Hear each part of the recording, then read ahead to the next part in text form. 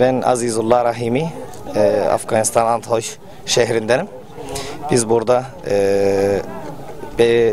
yani 8-9 gündür burada yani bizim kaybolan ve adice, insafsızca götürülen çocuğumuz için burada beklemedeyiz.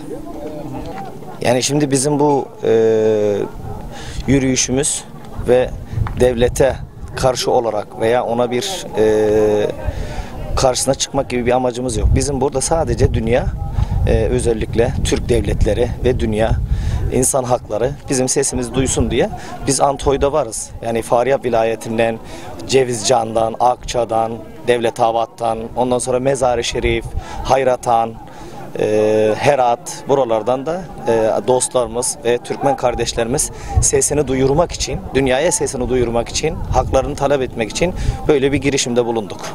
Biz şu anda sesimiz yettiği kadarıyla az önce de söylediğim gibi ya bizim şu anda yapabildiğimiz sadece bizde bir güç yok Türkmen halkında ve ezilmiş bir milletiz.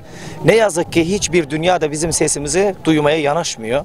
Onun için biz şu anda 104 gündür biz bunun peşindeyiz. Bu 104 gün önce 9 yaşındaki bir kardeşimizi çaldılar ve bunu ne için böyle bir şey yaptılar? Bu bulunana kadar biz gerekirse yani her gün her gece buna biz devam vereceğiz. Şu anda Akkine gördüğümüz Türkmenistan sınırında biz Antoy halkı, Faryab'ın her yerinden ve Cevizcan, Akça'dan gelenlerle biz buranı kapattık. Yani devletin buradan hiçbir aracı, benzin veya onun gibi şeyler, devletin menfaatine olacak hiçbir aracı buradan geçmesine izin vermiyoruz.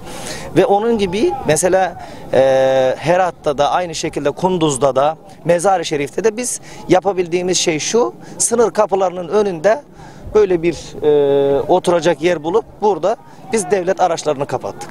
Yani ta ki devlet bizim sesimizi duyana kadar da biz buna devam vereceğiz. Bunun ay, gün, yıl hiçbir şey yok. Yani onun için biz sorduğunuz soru şu: yani neden hiçbir ses çıkmadı mı? Ne yazık ki çıkmıyor.